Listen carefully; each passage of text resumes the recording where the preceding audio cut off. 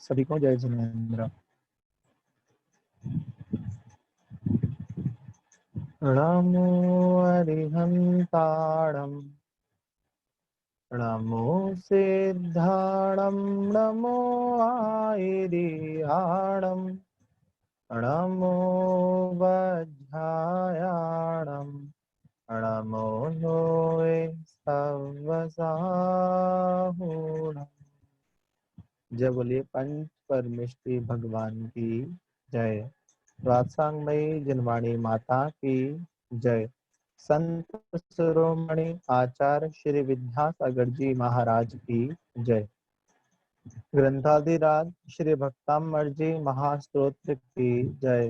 ग्रंथकर्ता आचार्य मान कुंग स्वामी की जय। सबसे पहले तो अपना 10वें नंबर का काव्य रह गया था, हो गया था पर रह गया था नेटवर्क के कारण, तो सबसे पहले वो पढ़ लेते हैं। उसको थोड़ा सा जो बाकी है ठीक से दोबारा समझ लेते हैं और फिर आज पूछेंगे।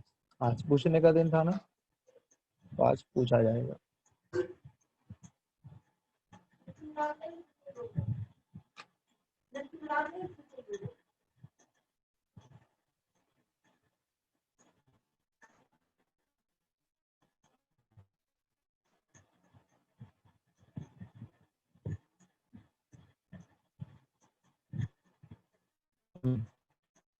ये 10वें नंबर का काव्य हमारा रह गया था, आइए इसे दोबारा करते हैं। ध्यान से देखेंगे।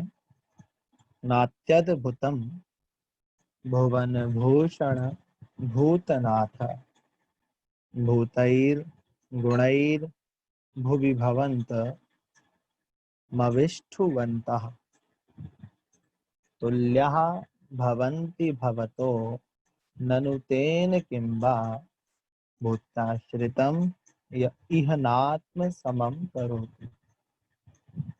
नात्यद्भुतं भुवन भूषण भूतनाथ भूतैर्गुणैर्भुवि भवन्तमविष्टुवन्तः तुल्यः भवन्ति भवतो ननु तेन किंबा भूताश्रितं य इह नात्म समं करोति।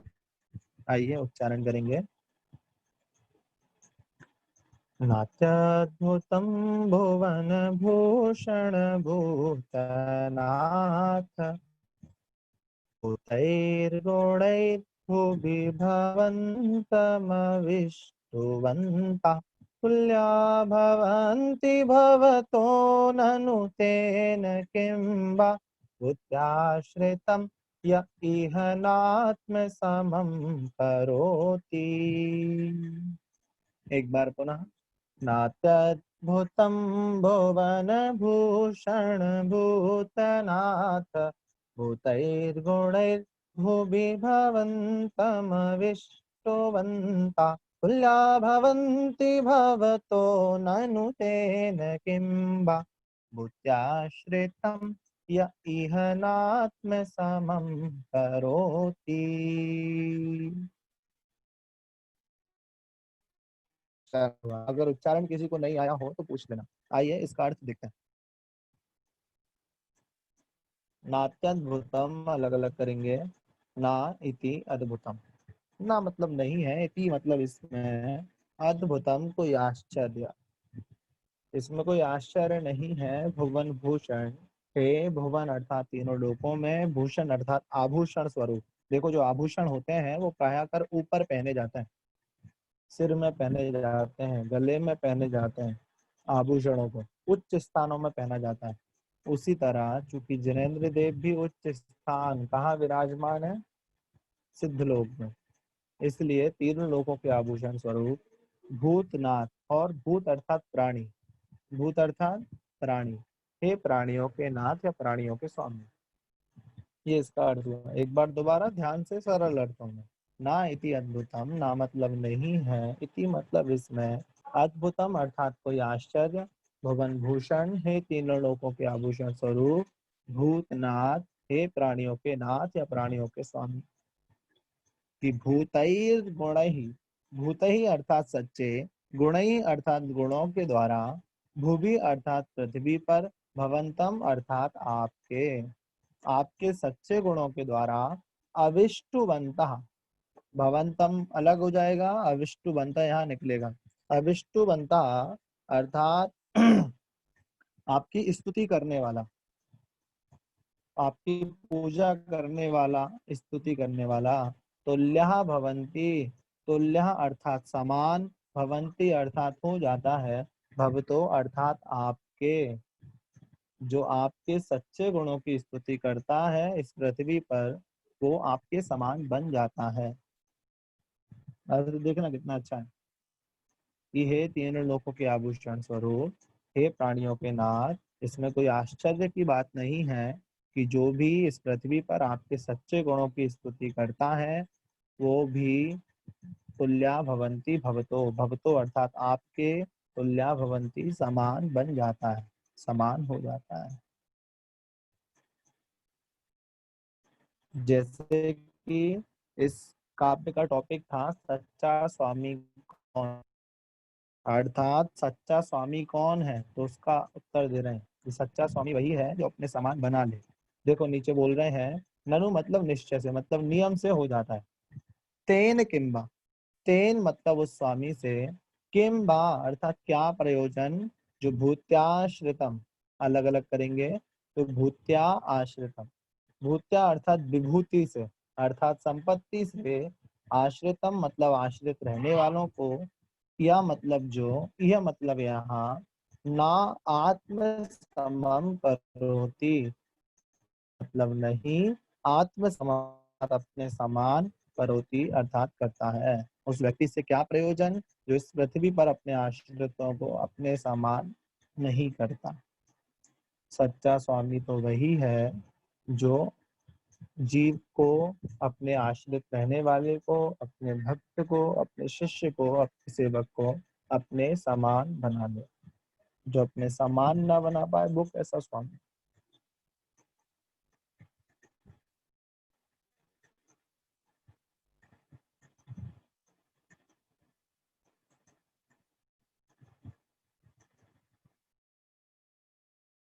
एक बार और देखो, ना इति अद्भुतम, इसमें कोई आश्चर्य की बात नहीं है। हे तीनों लोगों के आभूषण, हे प्राणियों के नाम, कि आप भूतैर गुण, सच्चे गुणों के द्वारा पृथ्वी पर आपके अविष्टवंत स्तुति करने से तुल्या भवन्ति, आपके तुल्य ही हो जाते हैं निश्चय से, ननु अर्थात निश्चय से। तेन किम्बा क्योंकि उस स्वामी से क्या प्रयोजन, जो भूताश्रितम अपनी संपत्ति से आश्रित रहने वाले को इस पृथ्वी पर ना आत्म समम करोति अपने समान नहीं करता है। जो अपने समान ना बनाए उस स्वामी से कोई प्रयोजन नहीं। वो स्वामी स्वामी थोड़ी है। जैसे आपकी दुकान में कोई कर्मचारी काम करता है तो सच्चा मालिक कौन है, जो उस कर्मचारी को भी इतना सिखा दे कि आगे चल के वो स्वयं मालिक बने, वो सच्चा मालिक सच्चा स्वामी। वो नहीं जो उसकी उन्नति से जलने लगे।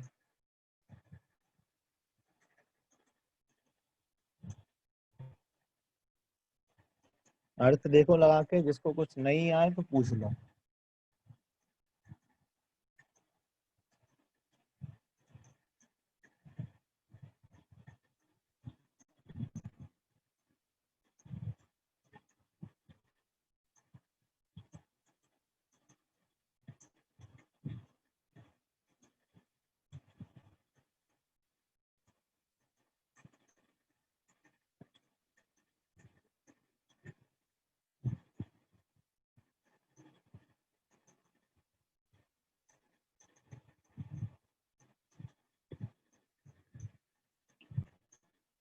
अगर आ गया तो आगे चलते हैं, और नहीं आया,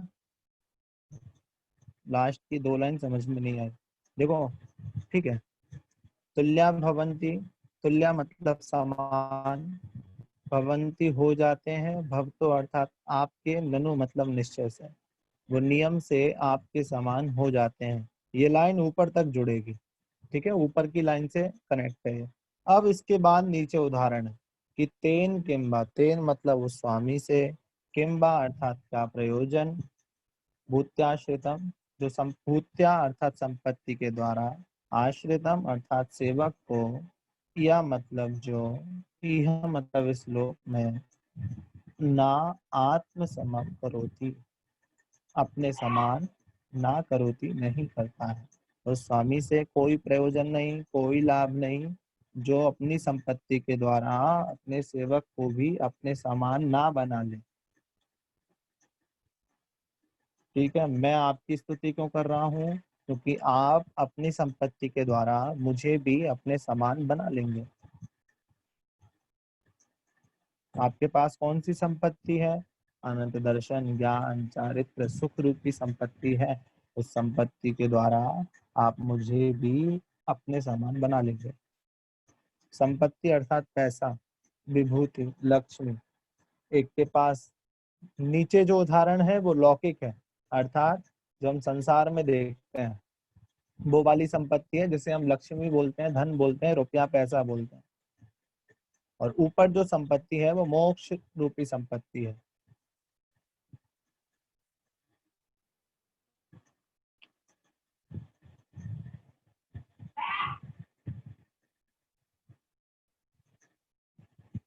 चलो एक बार फिर से देख लो भाई।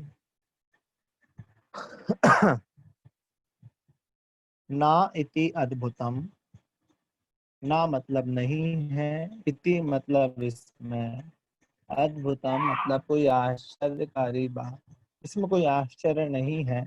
भुवन भूषण, हे तीनों लोगों के आभूषण, भूतनाथ, हे प्राणियों के नाथ, भूतैर गुणैर, भूतैर अर्थात सच्चे, गुणैर अर्थात गुणों के द्वारा, भूपि अर्थात पृथ्वी पर, भवंतम अर्थात आपकी, अविष्टु बनता स्तुति करने वाले पुरुष, तुल्या भवंती समान हो जाते हैं, भक्तो अर्थात आप। जो पुरुष आपके सच्चे गुणों की स्तुति करते हैं इस पृथ्वी पर, वे भी आपके समान बन जाते हैं। इसमें कोई आश्चर्य की बात नहीं है,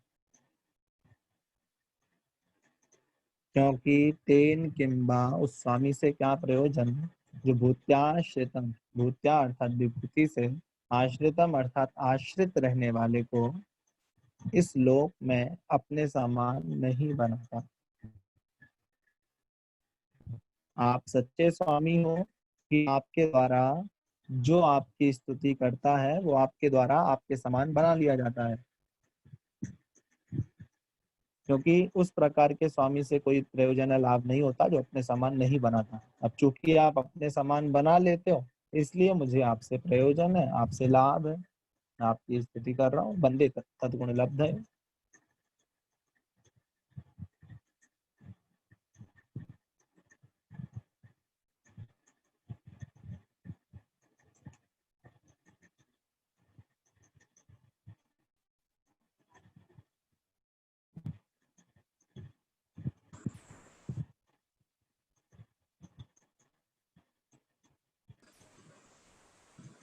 अमन, हाँ बोलिए।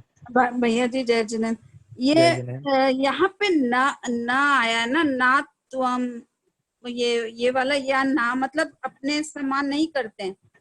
हाँ, ना मतलब नहीं, आत्म समम मतलब अपने समान, करोति अर्थात करते हैं। देखो दो चीजें हैं इसमें। हाँ नीचे वाली जो डेढ़ लाइन है ना, हाँ। वो उदाहरण है, और ऊपर की जो लाइन है वो श्री जी के लिए है। अच्छा अपने देव कैसे हैं? अपने देव ऐसे हैं कि उनकी जो भी स्तुति करता है वो उनके समान बन जाता है। और सच्चा स्वामी या सच्चा मालिक कौन होता है? वही होता है कि जो अपने आश्रित रहने वालों को भी अपने समान बना ले। मैं आपकी अच्छा स्तुति क्यों कर रहा हूँ? मैं भी आपकी स्तुति इसलिए कर रहा हूँ ताकि मैं आपके समान बन जाऊं। क्यों कर रहा हूँ, क्यों बन जाऊं? आप सच्चे क्यों हो? क्योंकि भाई इस संसार में उस स्वामी से कोई प्रयोजन या लाभ नहीं होता, मतलब उससे कोई मतलब नहीं है हमें जो अपने समान ना बनाए। चूंकि आप अच्छा। अपने समान बनाते हो इसलिए आपकी स्तुति कर रहा हूँ। अच्छा, इधर इसका मतलब नेगेटिव नहीं है, नेगेटिव आएगा ना इधर ना, ये ना तुम समम करोति लास्ट लाइन में। हाँ, ये नीचे, अब ये सुनो, ये भगवान के लिए नहीं बोल रहे हैं। ये जो नीचे वाली अच्छा। लाइन है, ये हाँ हाँ, अन्य लोगों के लिए बोल रहे हैं। जैसे देखो अन्य एक लोगों उदाहरण, के लिए। अच्छा अच्छा, ठीक है ठीक। उदाहरण से समझो, समझ जाओगे। एक बार क्या हुआ, एक सेठ जी थे, ठीक है, उनकी एक दुकान चलती थी किराने की, काय की किराने की समझते, परचून की दुकान जो होती है। तो एक दिन उन्हें किसी नौकर की आवश्यकता थी, कर्मचारी की आवश्यकता थी। उन्होंने इस्तेहार दिया या बोल दिया पड़ोसी अड़ोसी से कि भाई मुझे एक कर्मचारी चाहिए, तुम्हारे आसपास तुम्हारी नजर में कोई हो तो मुझे बता देना, ठीक है। अगले दिन की बात, एक कर्मचारी, एक सेवक वहां पे पहुंच गया कि मालिक मैं आ गया हूँ और आप मुझे रख लीजिए। बोले ठीक है, क्या तनख्वाह लोगे, क्या कैसा लोगे, वो सब उनकी बातें हो गई कि ऐसे ऐसे ऐसे ऐसे करना है, चलो कन्फर्म फिक्स हो गया। थोड़ी देर बाद वो नौकर क्या बोलता है, वो बोलता है सुनो मालिक, आप तनख्वाह कम दे दो चलेगा, सैलरी कम दे दो चलेगा, कोई प्रॉब्लम नहीं है। मैं यहाँ क्यों आया हूँ पहले वो सुन लो। मैं यहाँ इसलिए आया हूँ क्योंकि मैं यहाँ इसलिए आया हूँ क्योंकि मुझे आपके सामान बनना है। मैंने सुना है आपकी दुकान अच्छी चलती है, आपका व्यवहार अच्छा है और आप खुद खूब धन संपत्ति कमाते हो। तो मैं आपकी दुकान में काम इसलिए कर रहा हूँ या आपको स्वामी इसलिए मान रहा हूँ ताकि आपसे सीख करके मैं भी एक ऐसी ही दुकान खोल सकूं और संपत्ति धन रुपया पैसा कमा सकूं। ठीक है, यहाँ तक हुआ। अब वो सेठ जी क्या बोलते हैं, दो तरह के लोग होते हैं। वो सेठ जी बोलते हैं ये तो बहुत अच्छी बात है, अगर तुम मेरे समान बनना चाहते हो और मेरे पास आ रहे हो तो बहुत अच्छी बात है, क्योंकि सच्चा स्वामी भी वही है जो अपने सेवक को अपने समान बना ले। तो तुम्हारा स्वागत है, आओ मेरी दुकान में मन लगा करके काम करो और सीख करके तुम अपना खुद का धंधा, खुद का बिजनेस शुरू करो। ठीक है, एक तो ये बात हुई। तो ये सच्चे स्वामी हो गए, उनके पास जाना सार्थक हो गया, सफल हो गया।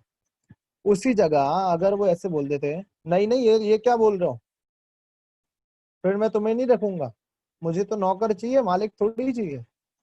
तुम सीख जाओगे तो कल मेरी अगेंस्ट खड़े हो जाओगे, सामने एक और दुकान खोल लोगे और मेरे ग्राहक काट दोगे, जो मुझसे सामान लेते हैं उनको अपने पास बुला लोगे। नहीं नहीं जाओ यहाँ से निकलो। तो उन्होंने अपने सामान नहीं बनाया। अब बताओ किसके पास जाना श्रेष्ठ है, जो अपने सामान बनाए उसके पास कि जो ना बनाए उसके पास। जो आपकी सफलता से जले उसके पास जाना श्रेष्ठ है कि जो आपको सफल करना चाहे उसके पास जाना श्रेष्ठ है। सीधी सी बात है, जो अपने सामान बनाए उसके पास जाना श्रेष्ठ है। यही यहाँ पे बोल रहे हैं कि उस स्वामी से कोई प्रयोजन नहीं होता जो अपने सामान ना बनाए।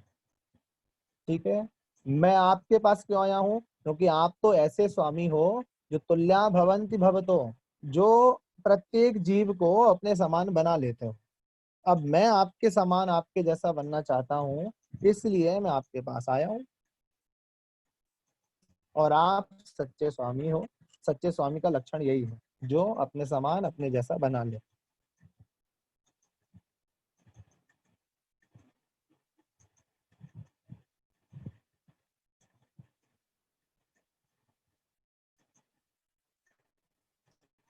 आया समझ में।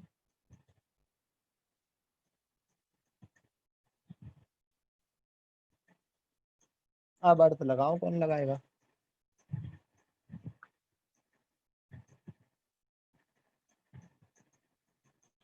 चलो, दो हाथ उठ गए, चार उठ गए। शिल्पा जी लगाएंगी, चलो लगाइए यार। मुझे वो नहीं दिख रही है, जस्ट ऐसे ही बता दूं कि हेलो। हाँ बोलिए। ऐसे आप जो स्वामी ये संसार के आभूषण और प्राणियों के नाथ हैं, आप जो आप की स्तुति या वो करता है, भक्ति करता है, आप उनको अपने समान बना, सच्चे गुणों के स्वामी जो आप हैं, जो भी आपकी स्तुति करता है वो आप उनको अपने समान बना लेते हैं। ऐसे स्वामी से क्या प्रयोजन जो अपने कर्मचारी को या अपने उनको अपने समान नहीं बनाते हैं। एकदम ठीक है। आप कैसे हो? आप आप मतलब जिनेंद्र देव कैसे हैं? सच्चे गुणों के स्वामी हैं। वे अपने सामान बनाते हैं कि नहीं बनाते? बिल्कुल बनाते हैं। तो वे सच्चे स्वामी हुए कि झूठे? सच्चे। एकदम ठीक। चलिए अगला।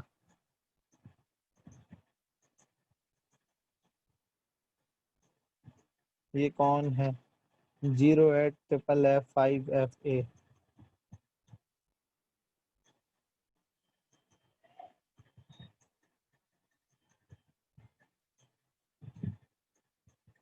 बताइए, जल्दी अनम्यूट कीजिए।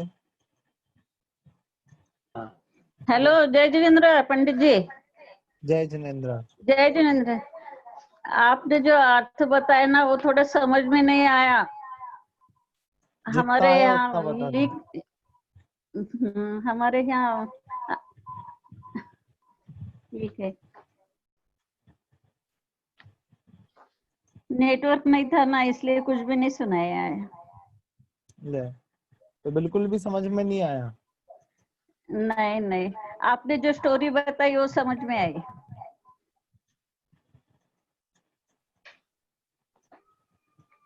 चलो फिर और किसी से पूछते हैं। काव्य का अर्थ नहीं समझ में आया। तो और किसी से पूछते हैं, फिर देखते हैं।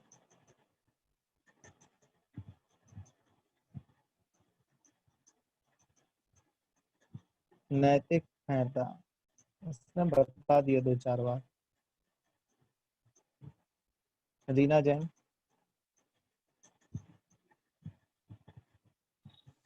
जी भैया जी, जय जैन भैया जी। जय नाथ जिनेन्द्र। नाट्यद्भुतम भुवन भूतनाथे। इसमें कोई आश्चर्य की बात नहीं है। हे तीनों लोकों के नाथ, हे प्राणियों के स्वामी, भूतेर गुणेर भुवि भुवंतम भुविष्ठुता। जो जो आपके सच्चे गुण हो, जो सच्चे गुणों की जो आप जो सच्चे गुणों के द्वारा आपकी स्तुति करता है वह आपके ही समान हो जाता है।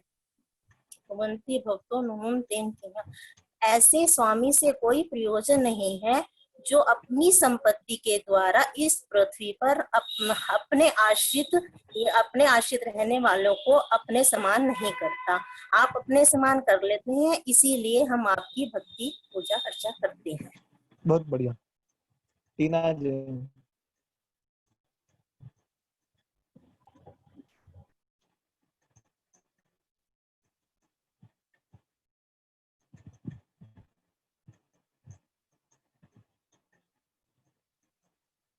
अर्थ बोलिए। आपकी आवाज नहीं आ रही।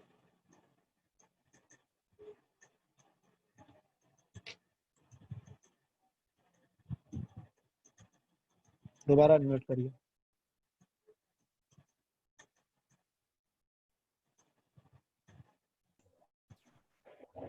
जय जिनेन्द्र भैया जी। जय जिनेन्द्र। इस नाट्यद्भुतम भुवन भूषण भूतनाथे।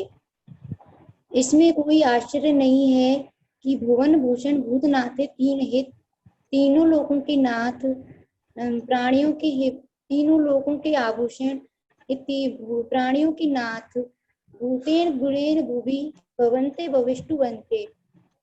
कि आप जो आपकी सच्ची गुणों की स्तुति करता है, तुल्या भवन्ति भक्तो, वो आपके समान ही हो जाता है।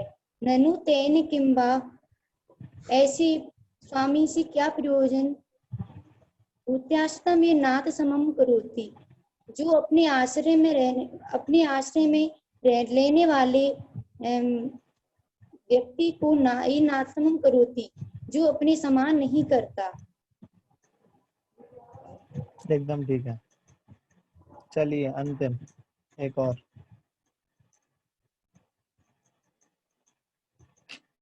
निशा जैन। जय जिनेन्द्र भैया जी। जय जिनेन्द्र।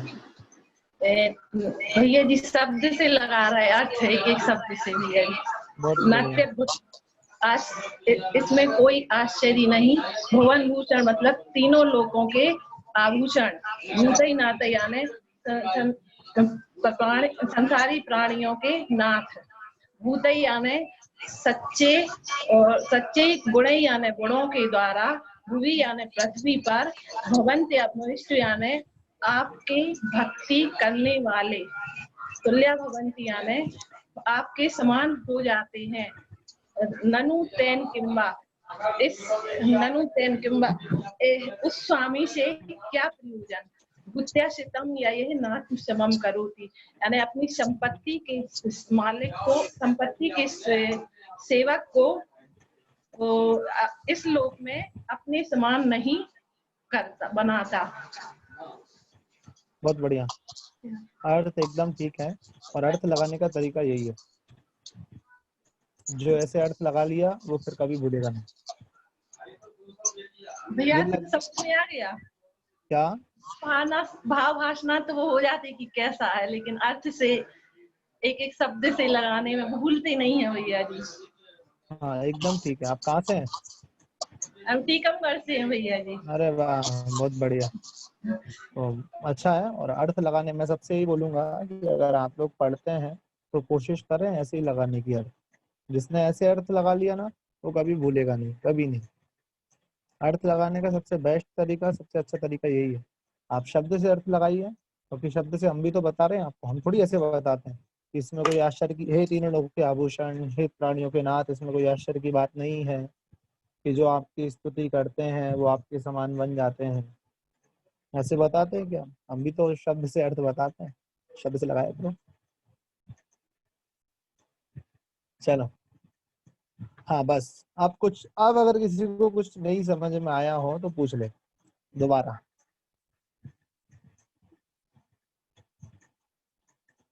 कल क्लास इसलिए नहीं लगी थी, बता दिया था, नेटवर्क भी नहीं थे। और देखो कहते हैं ना, जो होता है अच्छे के लिए होता है। कल ये जूम अपडेट भी नहीं था, इसका जो वो 1 महीने का जो होता है वो खत्म हो गया था। तो कल रात को अपडेट भी करा, आज अपन लोग यहाँ पे दोबारा है।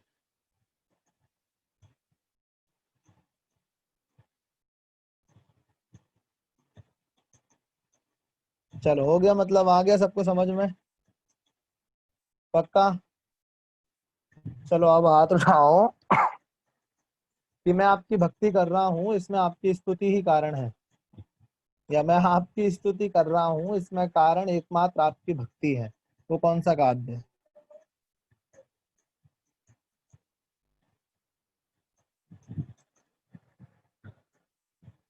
अरे वाह, एक हाथ उठ गया। बता ऋषि। छठवा काव्य कौन सा? सिक्स्थ अल्पश्रुतम श्रुतवताम परिहास धाम वाला। बोलो।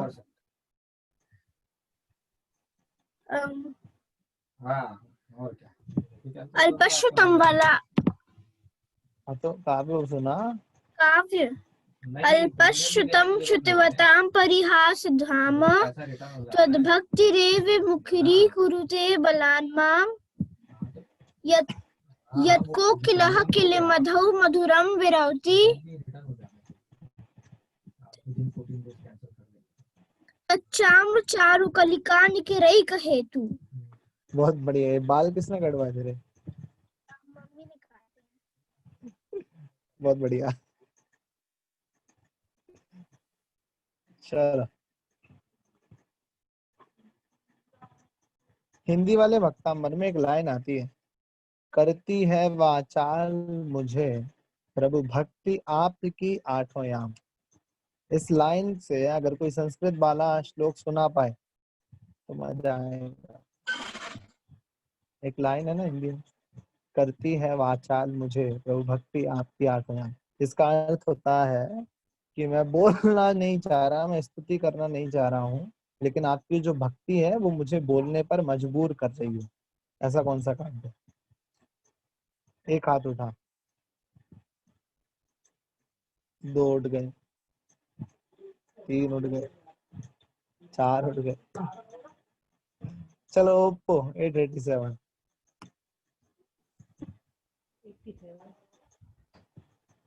हाँ भैया जी, पूरा बोला क्या हिंदी का?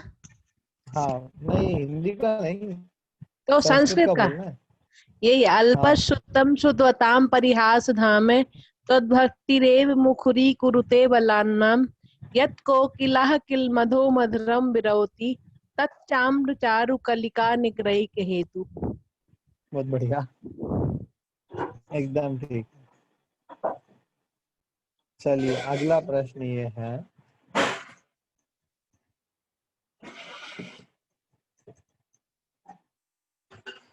कि आपका अगर स्तवन करूंगा तो मेरे सारे पाप जो है वो नाश हो जाएंगे, नष्ट हो जाएंगे। वो बालक आपने सुना ही है, आपके स्तवन करने से मेरे सारे पाप नष्ट हो जाएंगे।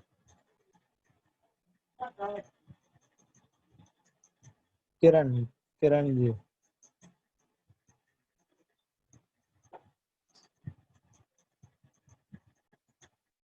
जल्दी अनम्यूट कीजिए।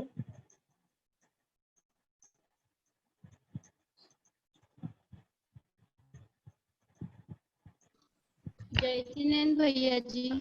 जय जिनेन्द्र, सुनाइए। त्वत्संस्तवेन भवसन्तति सन्निबद्धं पापं क्षणाच्छयमुपैति शरीरभाजाम् आक्रान्त लोकमलिनीलमशेषमाशु सूर्यांशु भिन्नमिव सार्वरमन्धकारम्। बहुत बढ़िया, 7वें नंबर का ये था। तो ही स्तवन, बहुत बढ़िया, ये तो ही स्तवन की बात। अब बात है कि आपका स्तवन तो बहुत दूर रहा, आपकी कथा या आपकी भक्ति भी मेरे सारे पापों को नष्ट करने में समर्थ है।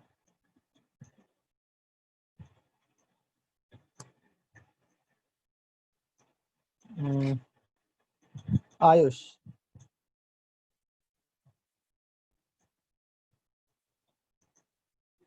आ गए, पता नहीं। जय, नेटवर्क नहीं है आपके यहाँ? हैं? हाँ बोलिए।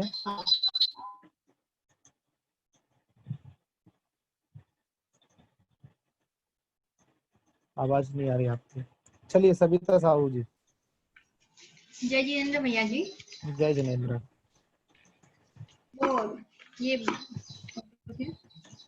आस्तां तव स्तवनमस्तसमस्तदोषं त्वत्सङ्कथापि जगतां दुरितानि हन्ति दूरे सहस्रकिरणकुरुते प्रभैव पद्माकरेषु जलजानि विकासभाञ्जी।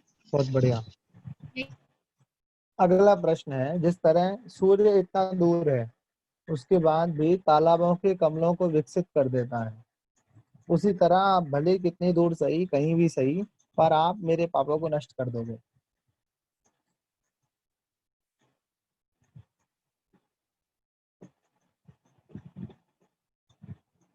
चलिए कौन है? एक्स बी, नाम ही लिख दिया करो भैया। अविरल।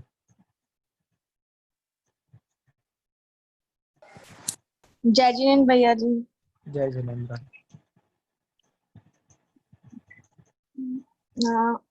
आस्ताम तव स्तवन मस्त समस्त दोषम। ये भी वही वाला है क्या?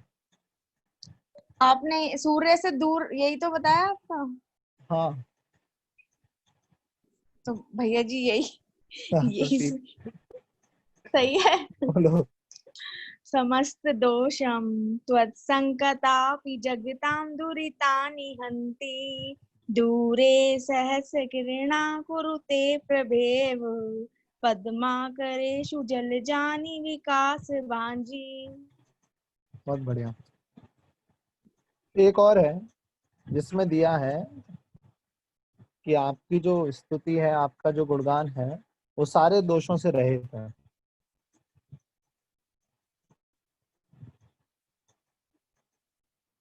दोष रहित है, वो कौन सा? आपका स्तवन सारे दोषों से रहित है।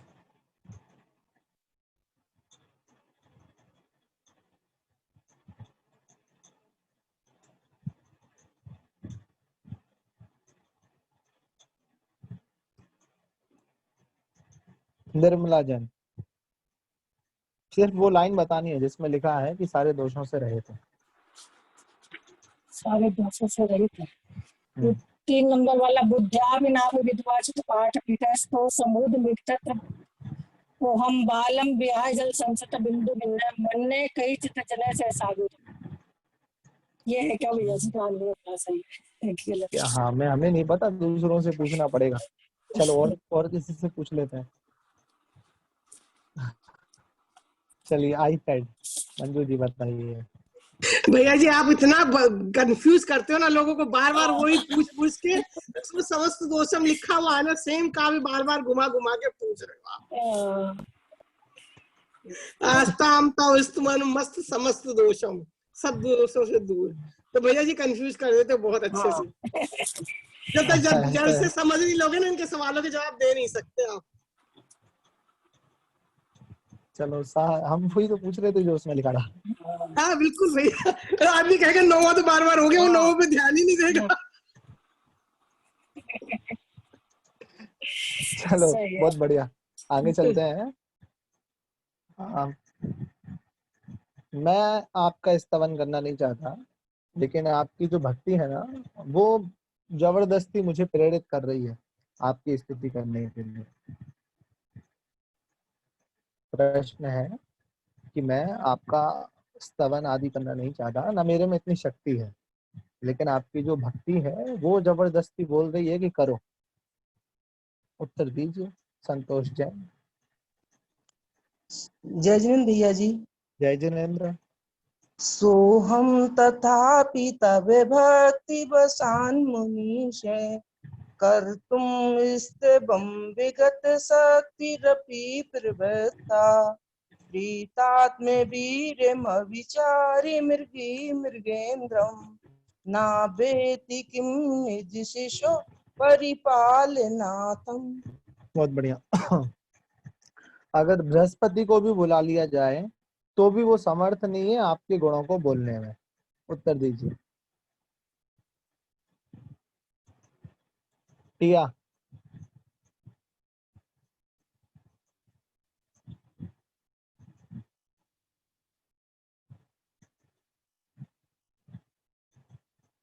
टिया अनम्यूट नहीं हुआ।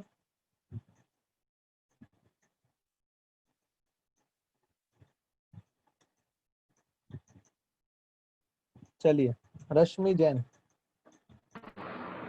हेलो। हाँ भैया जी, जय जिनेन्द्र। जय जिनेन्द्र। वक्तुं गुणान् गुण समुद्र शशांक कांतान् कस्ते क्षमाशुर गुरु प्रतिमोपि बुद्ध्या कल्पांत काले पविन्योद्यत नक्रम को वा तरीतुमलमं पुनिधिं भुजाभ्याम्। बहुत बढ़िया।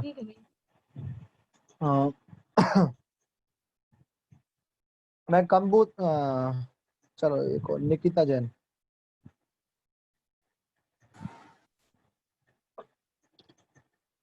बताऊं भैया? अर्थ लगाइए। अर्थ लगाऊं? हे उज्जवल गुण सागर वाले, आप चंद्रमा के समान उज्जवल हैं।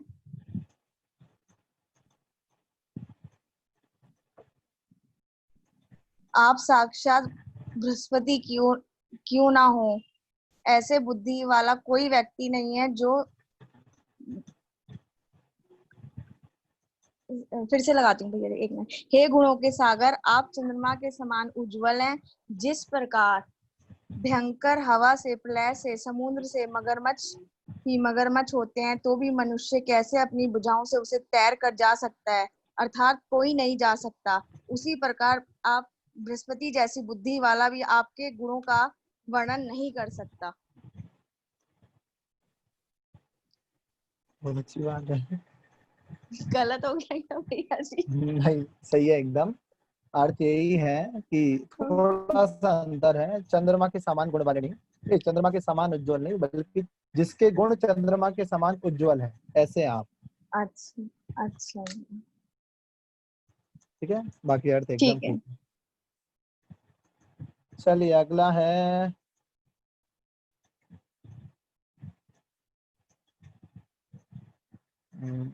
एक उदाहरण आता है कि जब ओस की बूंद, जल की बूंद उस पे पड़ती है कमल के पत्ते पे, तो वो मोती के समान चमकती है। जब वो ओस की बूंद, जल की बूंद कमल के पत्ते पर पड़ती है तो वो ओस की बूंद के समान चमकती है। वो उदाहरण किस परिप्रेक्ष्य में दिया है? प्रसंग बताना है हिंदी में।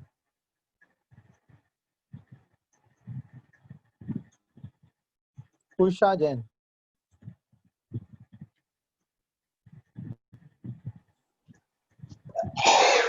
भैया जी जय जिनेन्द्र।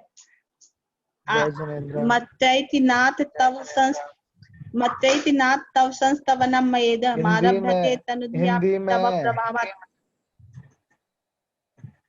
हिंदी में बताइए हमें तो कि वो उदाहरण क्यों दिया।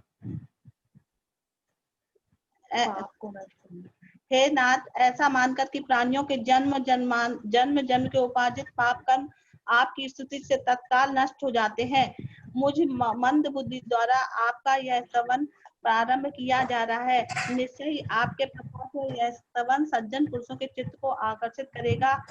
वैसे ही जिस प्रकार कमलनी के पत्ते पर पड़ी हुई जल की बूंद मोती जैसी कांति को प्राप्त कर दर्शकों के चित्त को आह्लादित करती है। अच्छी बात है।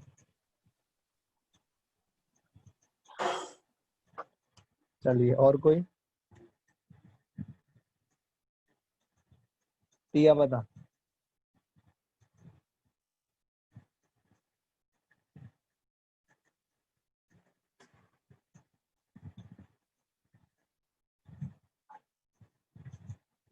बोलो।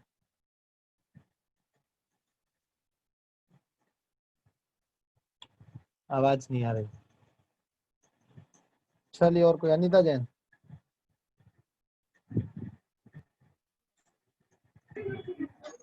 जय जिनेन्द्र भैया जी। जय जिनेन्द्र।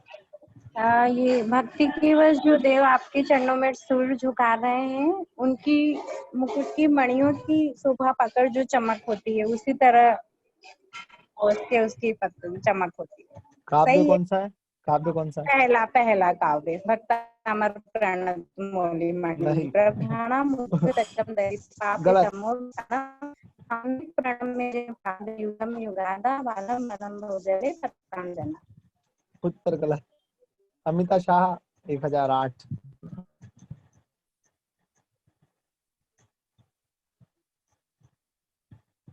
अमिता जी शाह अनम्यूट कीजिए। हो रहा है।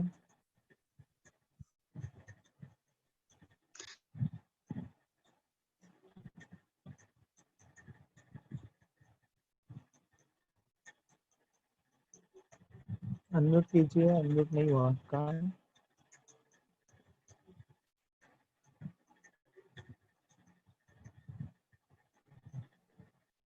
भैया जी जय जिनेन्द्र। जय जिनेन्द्र। उत्तर दीजिए। 8वां काव्य है। कौन सा?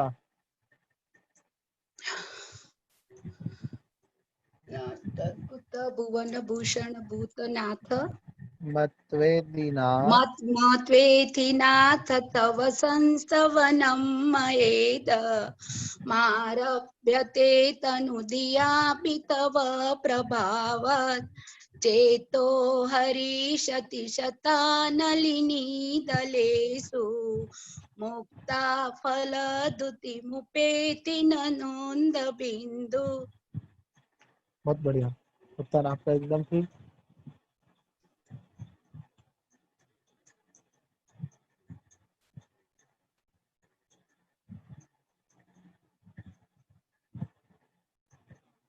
एक वो पढ़ा था अपन ने कि आपके गुणों को कोई बोल नहीं सकता, ठीक है, क्योंकि अवर्णनीय है, अकथनीय है। वहां पर उदाहरण कौन सा दिया था? वो सिर्फ वो उदाहरण बताना है जहां पर लिखा था कि आपके अनंत गुणों को बृहस्पति भी बोलने में समर्थ नहीं है या उसके समान बुद्धि वाला कोई हो तो वो भी नहीं बोल सकता। वहां उदाहरण कौन सा दिया, कैसे समझाया उसे? ये 452830 जो भी है, आपका अनम्यूट करने का ऑप्शन नहीं आ रहा है तो आप अनम्यूट नहीं कर सकते।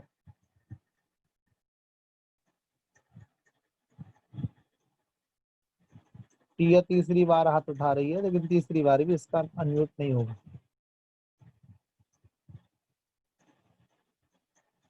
मोनिका जैन। जय जिन भैया जी। जय जिनेन्द्र। हाँ जी। कल्पांत काल पवनोदत नक्र चक्रम कोवा तरी तुमलमंबु निधि भुजाम्ब्याम। इसमें जो पवनोदत है उसका मतलब क्या है? तेज हवा, जो तेज हवा चल रही है, प्रलय का मतलब तेज हवा चल रही है। एकदम ठीक है आपका उत्तर। चलिए इसी को हिंदी में लगा दीजिए मनीषा बहन।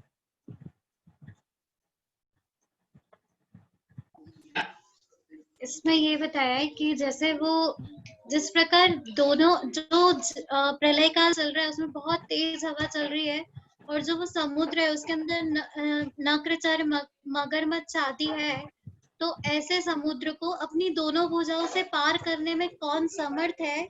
उसी प्रकार जिस प्रकार बृहस्पति इतने बुद्धिमान होने पर भी, इतने चातुर्य होने पर भी वो आपके गुणों का वर्णन करने में समर्थ नहीं है, उसी प्रकार हम भी दोनों भुजाओं से ऐसे समुद्र को पार करने में समर्थ नहीं है जिसमें मगरमच्छ आती है और बहुत तेज हवा चल रही है।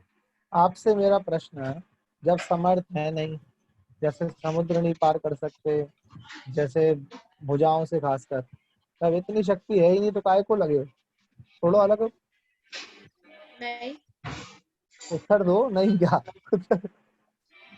इतनी शक्ति नहीं है लेकिन फिर भी प्रयत्न कर रहे हैं। अरे क्यों कर रहे हो? आपका तो कुछ नहीं होगा, हमारे कर्मों की निर्जरा हो जाएगी। ये उत्तर दिए ही नहीं। चलो प्रश्न मेरा यही है आप सभी से कि जब शक्ति नहीं है, बोल सकते नहीं हो, अकथनीय अवर्णनीय जिन वर्णों के गुण हैं, जिनके गुणों को पार नहीं पाया जा सकता ऐसे गुण हैं, चंद्रमा के समान उज्जवल हैं, अनंत गुणों के धारी हैं, जिनकी तुलना दूसरे से नहीं करी जा सकती ऐसे हैं, तो फिर मैं स्तुति क्यों कर रहा हूँ? आचार्य मानतुंग स्वामी ने उत्तर दिया है, अब क्या उत्तर दिया है बताओ।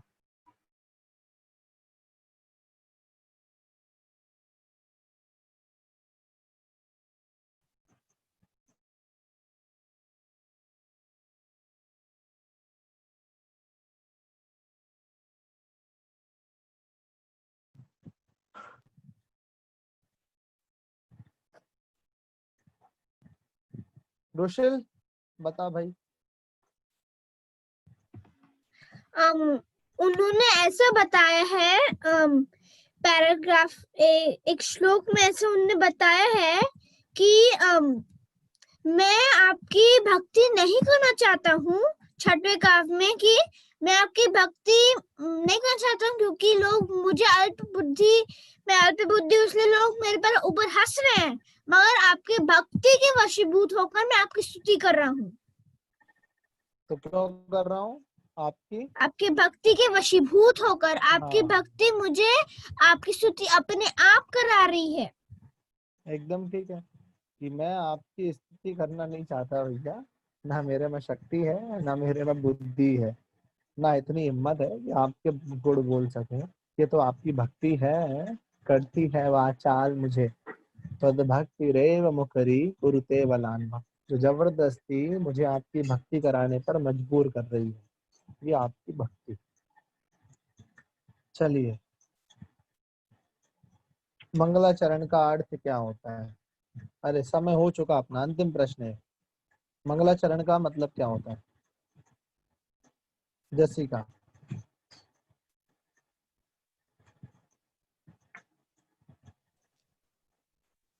जय जिनेंद्र भैया जी। जय जिनेंद्र।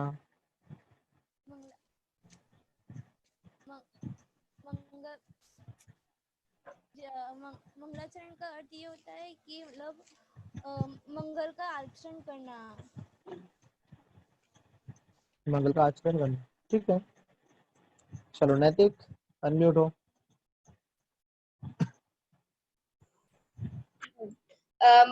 भैया जी जय जिनेन्द्र, मंगलाचरण का अर्थ है मंगल मतलब पुण्य का आना। दो मंगलाचरण के दो अर्थ है, एक पुण्य का आना और पाप का जाना। पुण्य का आना, पाप का जाना, बहुत बढ़िया। मंगलाचरण क्यों करा जाता है? ताकि काम अच्छे से हो। चल बहुत बढ़िया। हाँ, और कोई? विशाल जैन, मंगलाचरण क्यों करा जाता है? भैया मंगलाचरण इसलिए किया जाता है कि ताकि अपन ने जो भी काम शुरू किया है उसमें कोई विघ्न नहीं आए। आशीर्वाद के रूप में अपन अपने इष्ट देव को तो याद करते हैं ताकि कोई विघ्न नहीं आए। अच्छा, मतलब मंगलाचरण कर लेंगे तो कोई विघ्न नहीं आएगा, पक्की बात है? हाँ, अपन भगवान का आशीर्वाद ले रहे हैं ना। तो कल भगवान करा था अपन ने रोज मंगलाचरण करते हैं, कल बारिश आ गई थी। जी।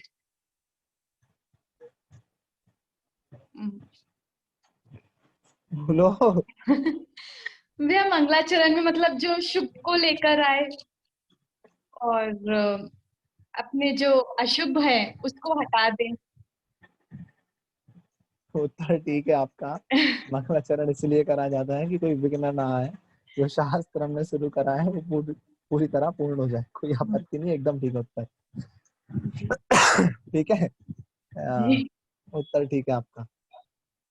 कल बारिश आ गई थी तो भाई ग्रंथ तो चल ही रहा है ना, ग्रंथ थोड़ी बंद हुआ।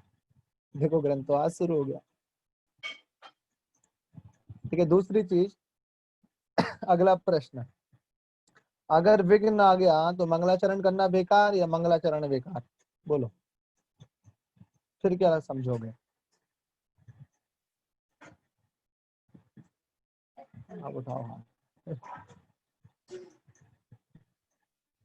अगर विघ्न आ गया फिर क्या समझोगे, देखा जाए।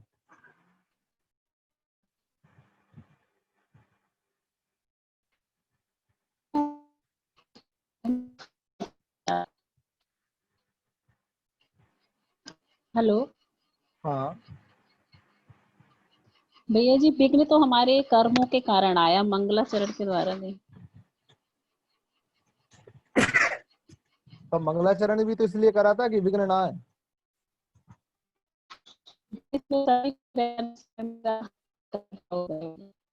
आवाज बहुत कट रही है आपकी। चलिए मंजू जी, मंजू जी रुक जाओ। अलका जैन, मैंने लोगों से पूछ लिया। हाँ भैया जी, जय जिनेन्द्र। जय जिनेन्द्र।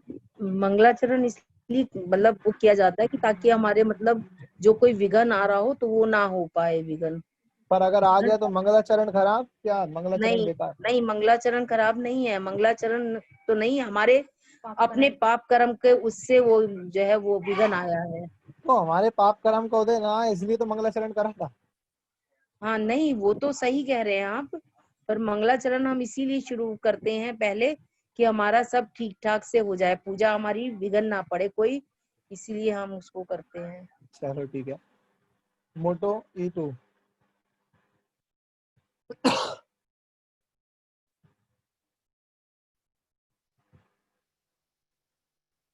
आपकी आवाज नहीं आ रही है।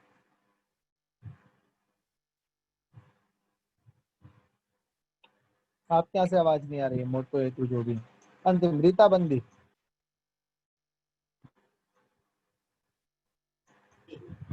जय जिनेन्द्र भैया जी। जय जिनेन्द्र। अपने अंतराय कर्म के कारण विघ्न है। मंगलाचरण में कोई मंगलाचरण बुरा नहीं है, पर अपने अंतराय कर्म से भी हो सकता है ना।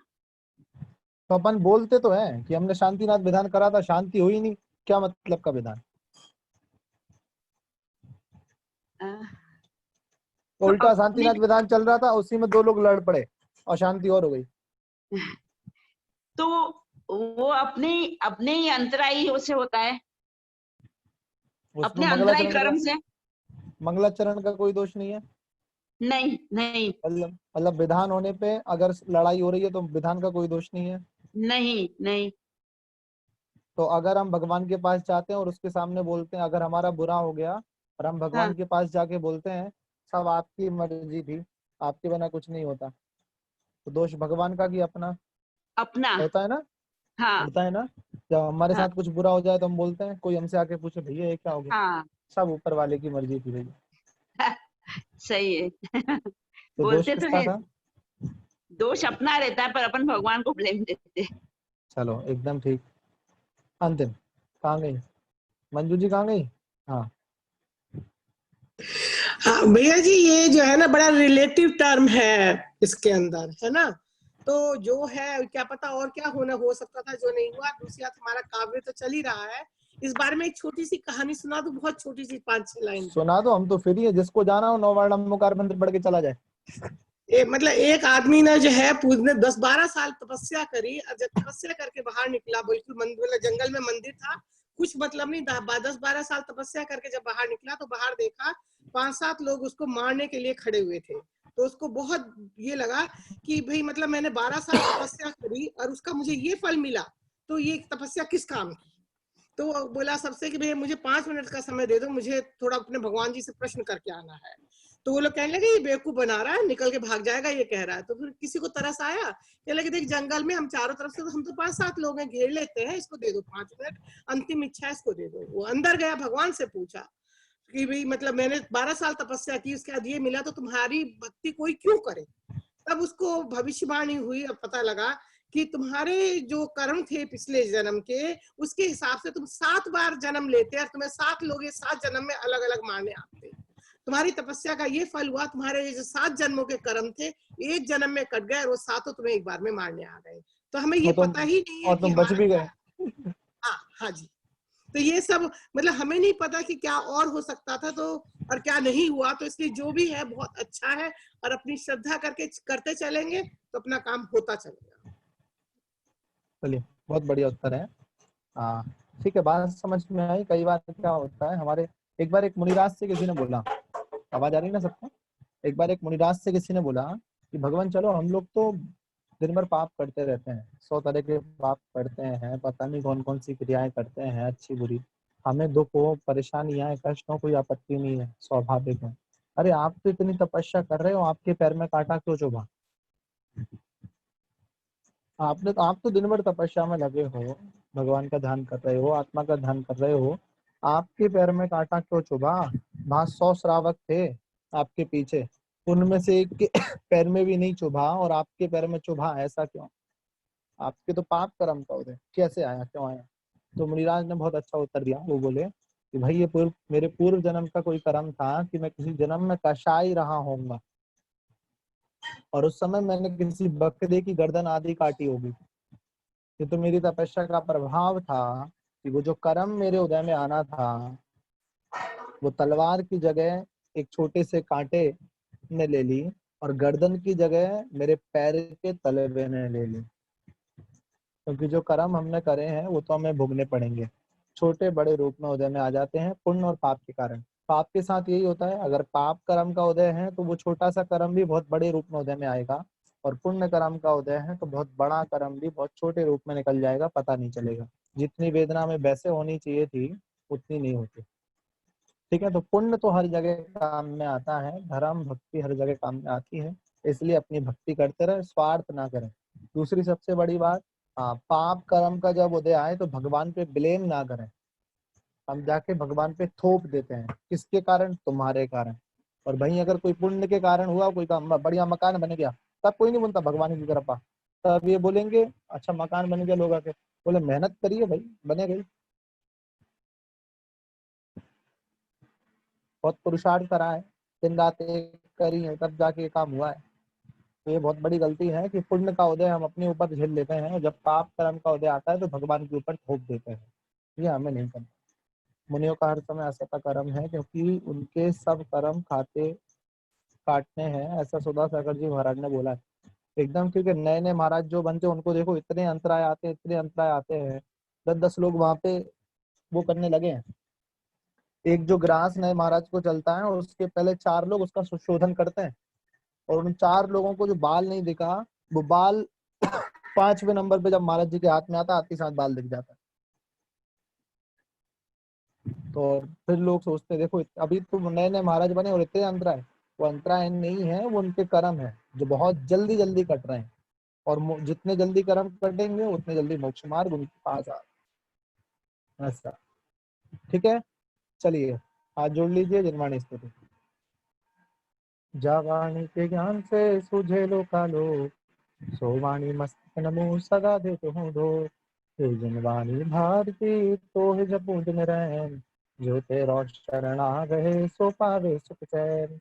देव बजुवर हंत को गुरु सेवा निर्विघ्न, दया धर्म पालो सदा यही मोक्ष का पन। नवार ब्रह्मकार।